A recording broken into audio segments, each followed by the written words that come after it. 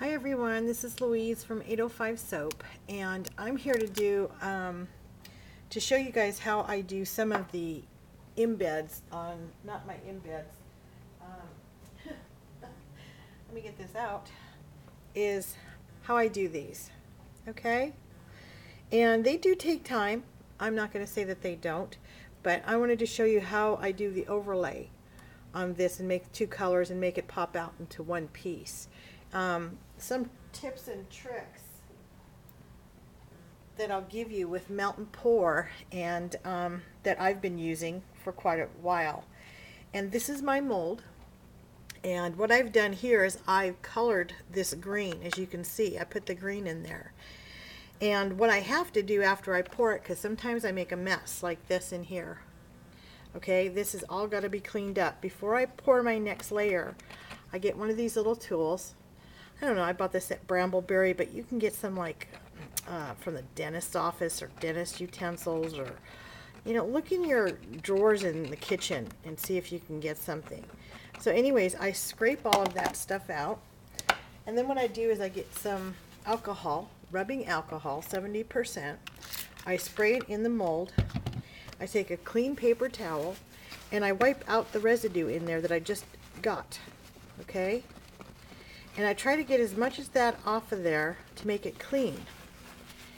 And as you can see, this soap is really dry. It's not soft. I'm not waiting for it to get a thin layer on top at all. I wait for it to get hard, okay? And then what I do is I take my hot soap, which is my orange, and you have to excuse me, I've been making a lot of these, so it's kind of messy. And I take my orange and I heat it up to 120 to 125. I get it hot. And then what I do is I pour it over that embed, okay? And this is hard. This is hard now. So when I take this, the second layer, I'm going to clean it up again, and I'm going to take all of the stuff out of there. I'm going to look on the other side and make sure that there's no soap where it shouldn't be. Again, I take the rubbing alcohol, I spray it on there, take my paper towel, and I wipe all that residue out of there, the little shavings that I just cut off, and I try to make my edges really clean around here. You know what I'm saying? So I want them clean, so when I put the white soap on there, that edge is going to be clean. So there's a little bit of work. Excuse me, not a little. It can be tedious, okay? I'm just going to be honest with you. It can be tedious. Again, I take this and I clean all of this up out of here. I want all of this soap that doesn't belong into that area out of there. And I want it all cleaned up and away. Then what I do is that once I clean all of this up, spray it again with rubbing alcohol, get this, wipe it all out, make sure on this side that I can see that there's no soap over here where I don't want it. I don't want that soap there, because that's going to make it look really nasty. Okay? So you want to take this paper towel and you want to just rub. See, it just comes right off. If you can see it, it's just coming right off if I rub it with the rubbing alcohol and a little bit of scrape. And that's the way I want it in there. Okay? So after I've done that, then what I do is I heat up my Melt and Pour, the white, which I have to heat it up. I'll heat it up for you guys because I don't have a lot to do here.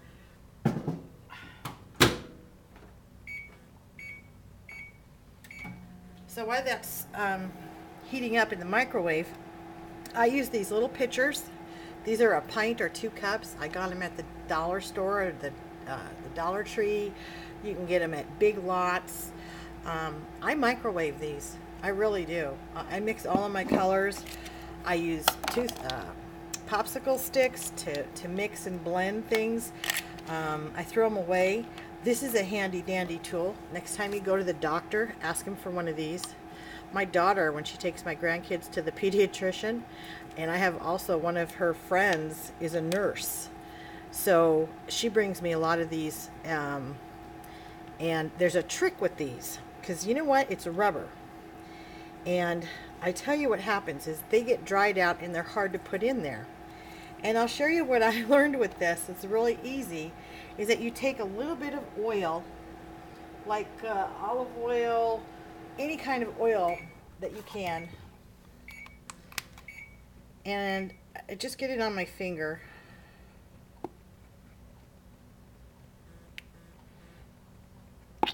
Uh-oh, I knew that was going to happen. It sprayed all over. And I just get it on my finger and I put it on the black part there.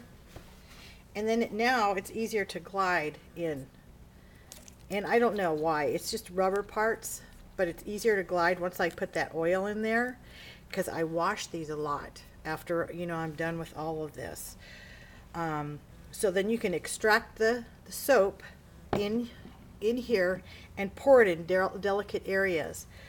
The other thing I do too is that when I make soap, I don't clean my molds until I'm done. It's kind of like, for me, a seasoned pan. And sometimes when, you know, in my opinion, my molds have to get seasoned, which means that the more I use them, the better off they get for me. They just work really well. And I like that because it's like they pop out. I don't have to worry about anything. But again, like I said, I'm going to clean up all of this. I make a mess sometimes when I pour, you know. So I'm going to clean all of this stuff out of here on the little turkey guy. This is a custom mortar here, and I have a lot of them to do. Oh my gosh. Before Thanksgiving, but thank goodness Thanksgiving is, see how I'm cleaning that all out of there? There you go. I'm cleaning it all out. I'm getting rid of all of this stuff that doesn't look there. And it's just a process of having a little bit of patience and cleaning it all up, spraying it with alcohol. So, okay, so I'm done here with my 2 layers. I did my green and I did my orange. And everything's cleaned up on these, as you can see them. This is how I want it to look. If I saw some soap here, I'd clean it all up. So now what I'm going to do is I'm going to take my alcohol, my rubbing alcohol, and I'm going to spray it literally, you know, give it a good spray in there. And I'm going to get my soap. Hopefully it's hot enough. It's not hot enough. Okay, so we're going to put it back in.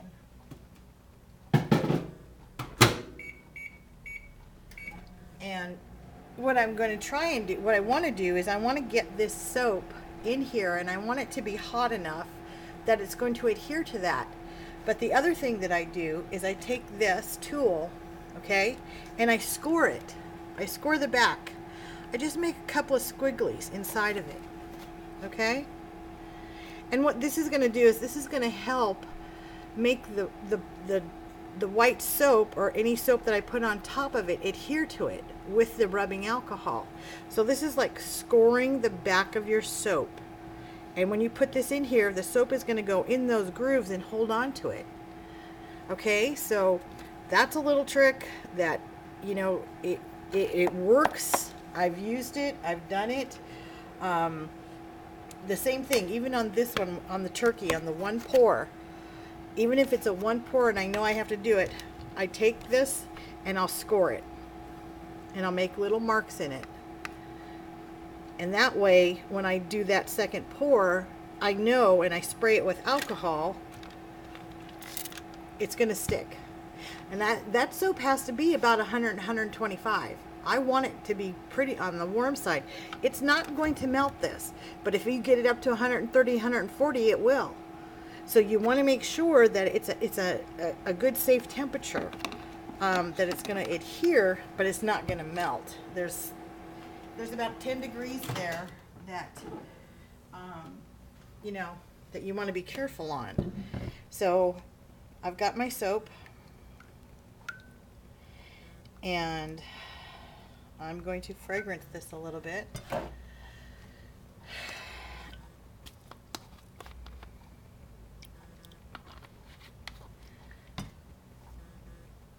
And then I'm going to pour this right over there, over the top of it. I'm not going to put it in the refrigerator.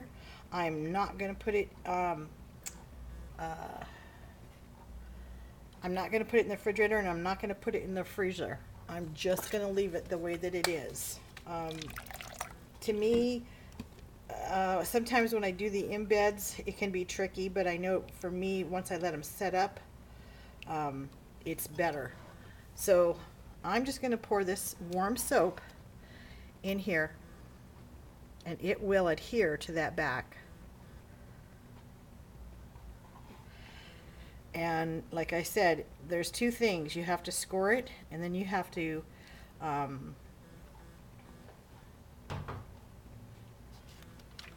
put the alcohol on it.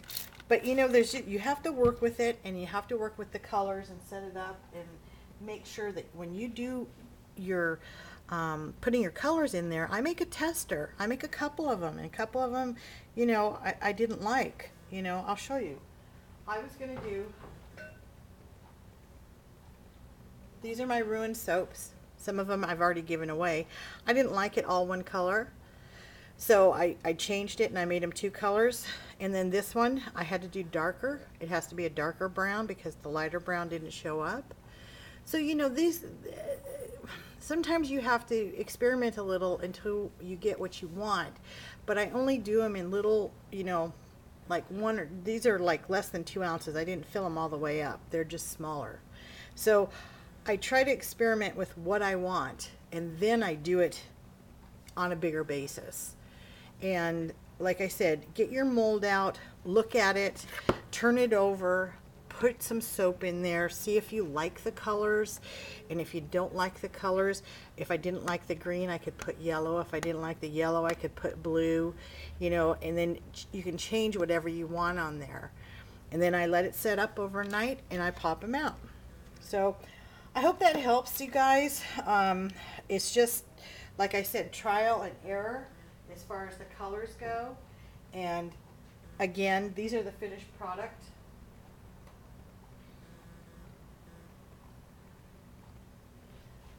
Right here.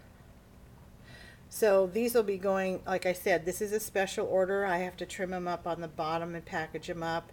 And they'll be going out, I think, right before Thanksgiving, but I have probably about another 25 to do. So there's a lot of work when you do these little things. A lot of people don't realize it is that you just cannot pour the soap in the mold and think it's going to look good. You have to test things on a small basis and switch the colors around and just try a couple of different things. Rubbing alcohol, scoring the back, those are the two things that I can tell you for sure that it'll adhere to each back of them, the backs of both soaps. So anyways, I hope this helps some of you. If you'd like to, I'll put down below my forum. I have a Facebook forum for melt and pour, and also one for cold process and hot process soaps. And if you're interested, you can join me on those forums. And if you have any questions, please feel free to ask, because right now YouTube is having some meltdowns with getting messages back to me. I'm unable to message some people. It's just they're going through a transition with that Google. So we'll see what happens. And like I said, it's just one of those things. Anyways, I hope you guys have a good day and a good night, and I'll talk to you soon. Bye.